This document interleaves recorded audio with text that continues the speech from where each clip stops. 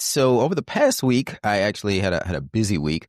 I released an update to my book, ChatGPT to Double Your Business in 90 Days. And this was a huge update. One, because I hadn't released an update since February of this year. We had just been accumulating all of these notes. So this was a 30-page update all throughout the book and got into deep research and O3 models and things like that, and all of these massive hacks that we've been using over the past 6 months or so. And then I sent it to the publisher, got brand new copies in the mail, and guess what? The next day, ChatGPT-5 drops. So now I have to do another update because ChatGPT-5 is obviously big news. It's been highly anticipated for a couple of years now. So I want to talk on this episode about ChatGPT-5 because I have been in it day and night for the past several days, and would love to know if you've had a chance to play around with it. Would love to know what you think about it. But I do want to share with our listeners how we're using ChatGPT-5. Is it a game changer? Is it just an incremental upgrade? What should you be using it for? What's great about it and what sucks about it?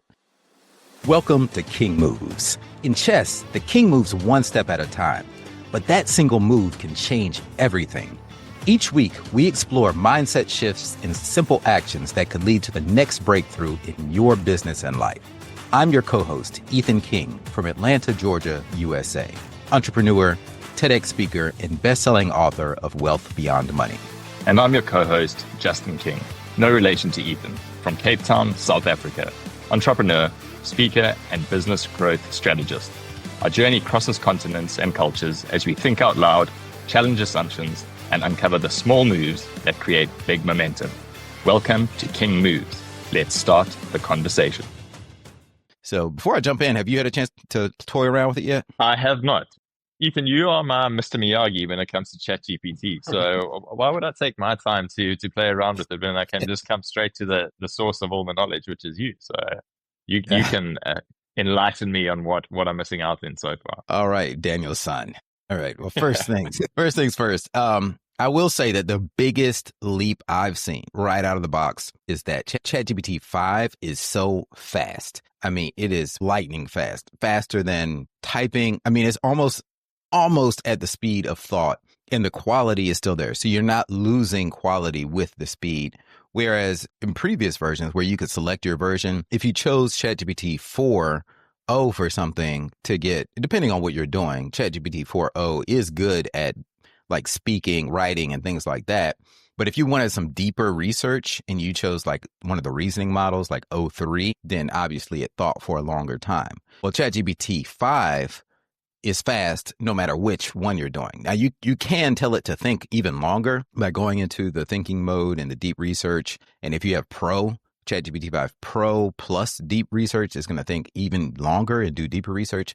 But it is still way, way, way faster than any of the previous models. So you'll get more done in less time. It also has a bigger context window. Now, I haven't pushed this to its limit yet. So meaning context window, meaning you can put more into a prompt. You can have a much, much longer prompt, a longer chain of thought, and it will handle it without, just going crazy and hallucinating. So it's supposed to have fewer hallucinations.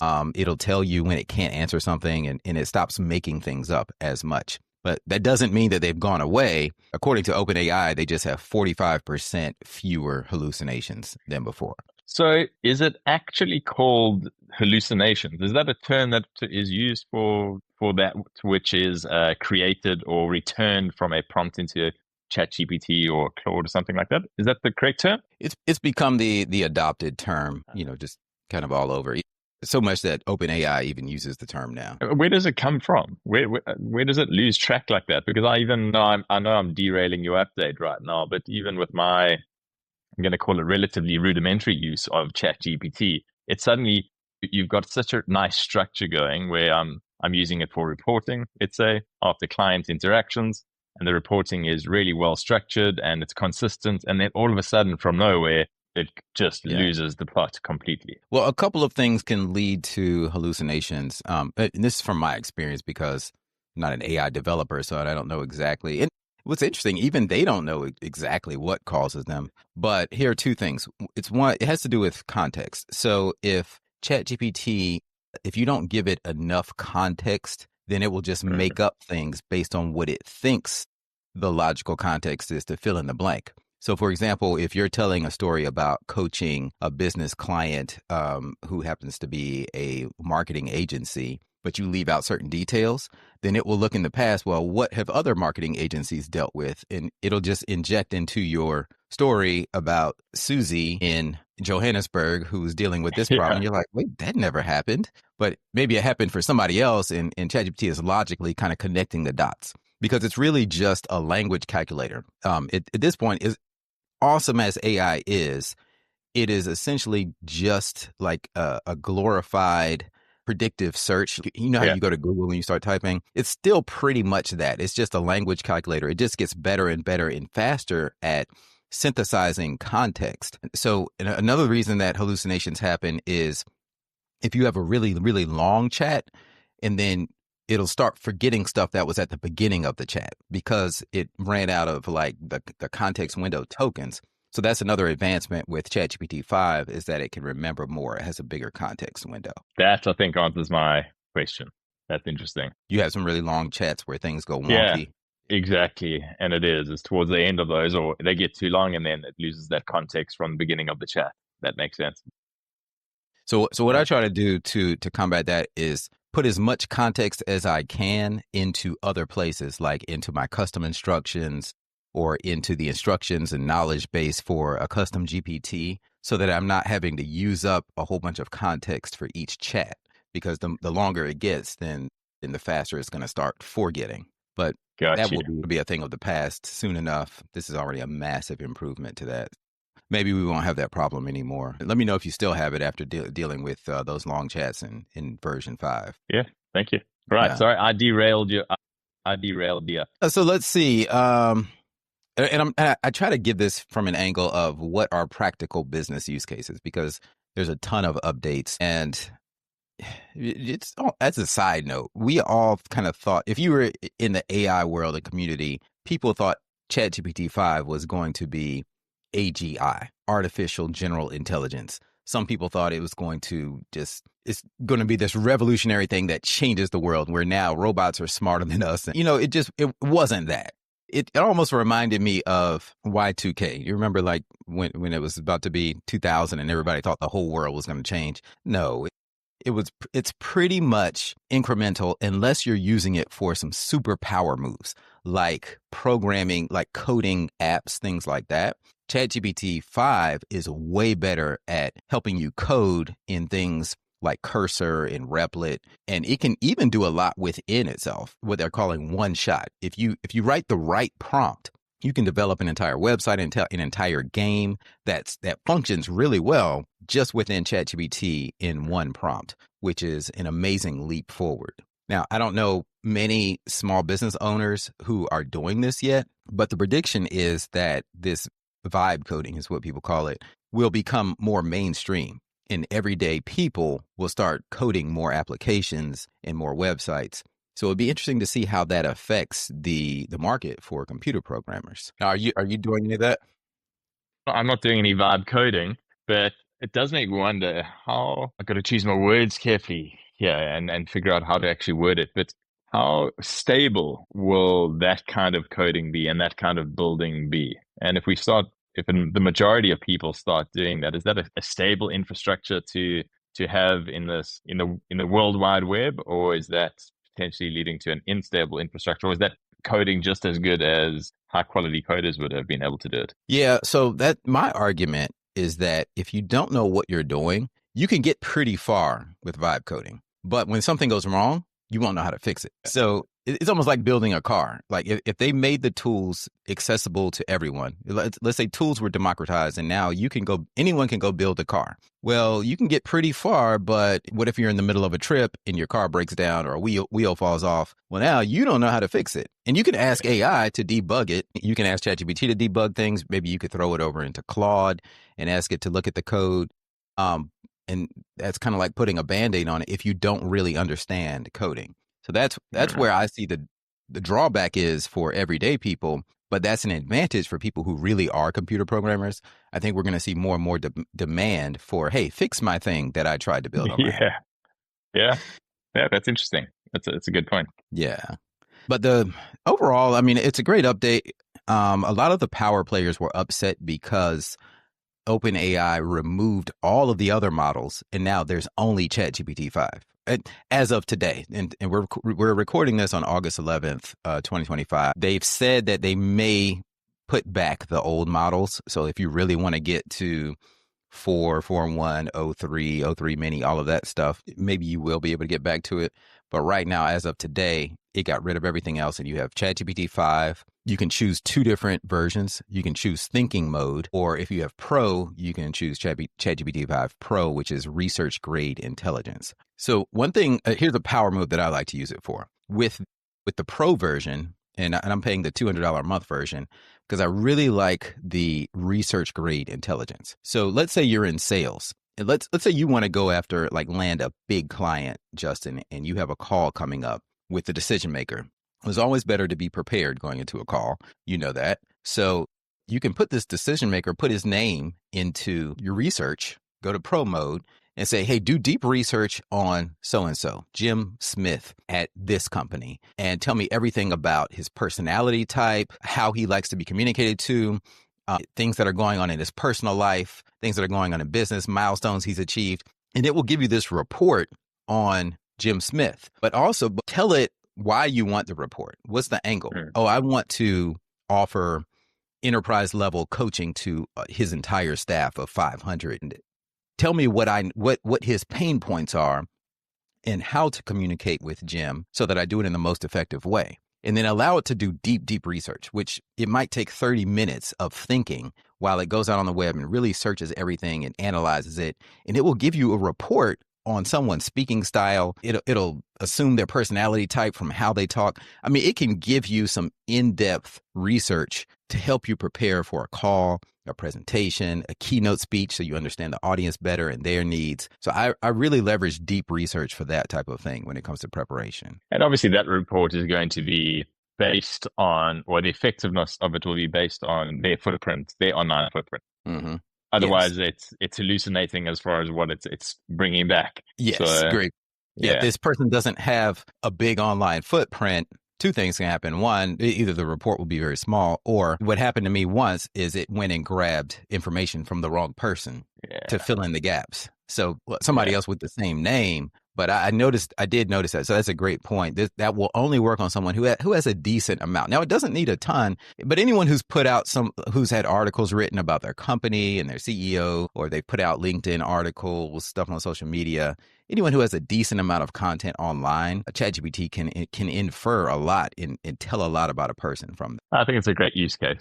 I mean, there are endless use cases. There really are. It really are. $200 per month. That's the difference between us sitting on the other side of the world. That's a lot of rams. That's a lot of rams every month. Now, to be fair, the average person won't need to do the $200 a month version. I'm out here teaching it. I'm a power user, and I also don't keep the $200 a month version year round. I keep it for a few months when I'm doing some updating materials or doing a lot of deep research and thinking. But I will actually switch back to the Plus version, which is $20 a month, especially when my speaking tour kicks off next week, or actually this week. I'm going to dial it back to the Plus version because I want to understand what the audience is dealing with. The average audience is only going to be using that version. So I don't want to be up there using the Lamborghini when everybody else has the Honda, Yeah. Amazing.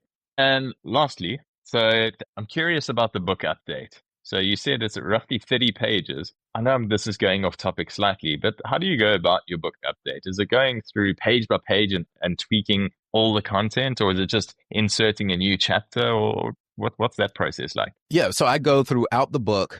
So what I do is as updates come out to AI, I keep a running list of things that I'm actually using in my business or in my clients' businesses. And then I'll insert it into the book wherever it makes the most sense. And instead of me flipping through the pages, because right now it's about 290 pages.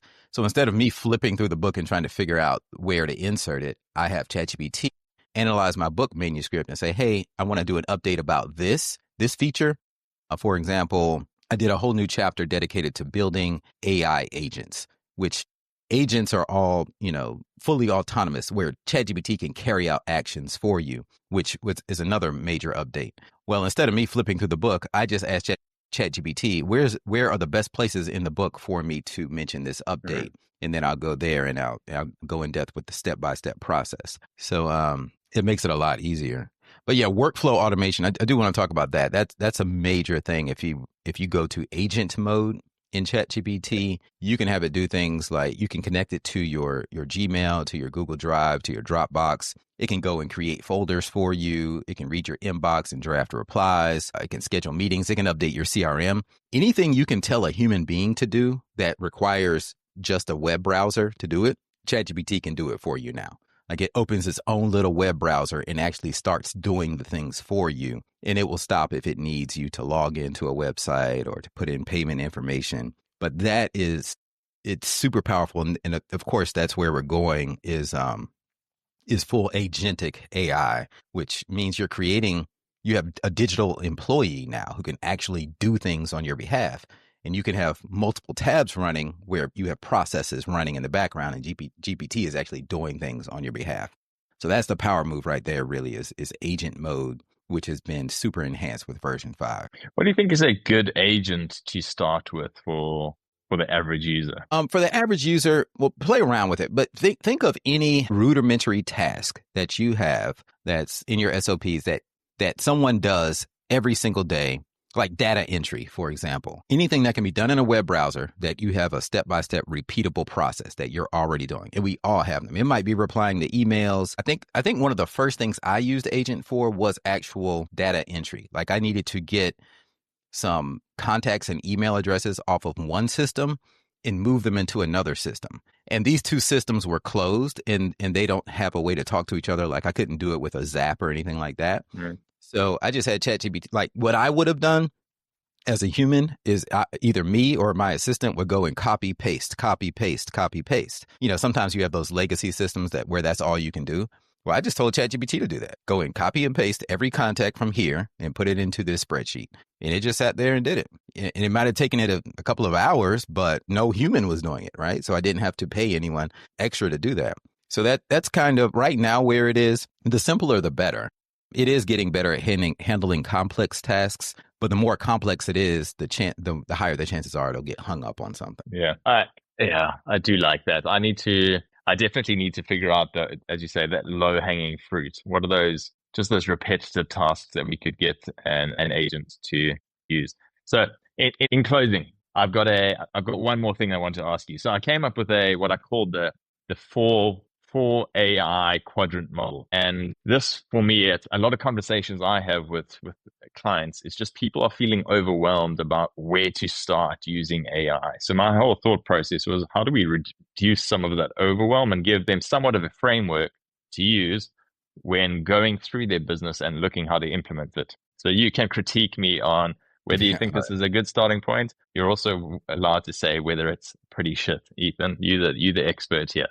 So the 4x1, so the first type of AI is artificial intelligence. So that's what we've been referring to. So that's it. But then when you go through your business, and the first thing that you look for is authentic intelligence. So where currently in my business is our human people brain power? Where is that still required? And then what you do there is you take artificial intelligence and you use that to enhance your authentic intelligence. Authentic intelligence, how do I use AI to enhance it? So that's step number one. Go through your business. Where's authentic intelligence? How do I enhance that with artificial intelligence? Step number two is to go throughout your business and look for places where you're using archaic intelligence. So where am I using outdated methods or very clumsy? It's very labor intensive. And that's all archaic intelligence. So now, how do we take AI? How do we use AI to replace archaic intelligence in our business? And then lastly, the last type of AI is what I'm calling acceptable intelligence. So where are we using things in our business currently that are actually okay? The processes are not terrible. They're not costing us anything currently. And what we need to do there is leave them as they are for now, because guaranteed that we've got to come back around to those, and they're possibly going to fall into the archaic intelligence quadrant at some stage. So that's my kind of thought process around how do we reduce some overwhelm. It's look for authentic intelligence, use AI to enhance it, look for archaic intelligence, use AI to replace it, and look for acceptable intelligence and leave it as is for now and come back around and work through it. So what do you think? I think it's a good framework. Let me sit on it for a little while and see if there's anything missing there. But I think you covered it all just right off the surface. But let me give it a little bit more deeper thought. See, just like AI, sometimes I need longer time to think deeply about something. Just don't come back hallucinating and spreading a whole bunch of rubbish, please. I love it. I love it. But yeah, I think that's a great framework to definitely start with. I mean, yeah, a lot of us have archaic systems that we're dealing with, legacy systems like I was just talking about. But I really, what jumps out at me right now is that acceptable quadrant. Because sometimes we just have to accept like, hey, maybe this just isn't the time to try to automate this particular process yet, or try to apply AI to this thing right now. If it's not broke, don't try to fix it. Just let some things, it's okay to let run, because a year from now there may be a better solution where the timing is better to now implement AI. Sometimes you can be ahead of your time. I always use the example of Webvan. I don't know if you all had this in Africa. Okay, so in I think it was around the year 2000, very early years of the internet, during like the .com boom, there was this company called Webvan, and you could order groceries through the internet.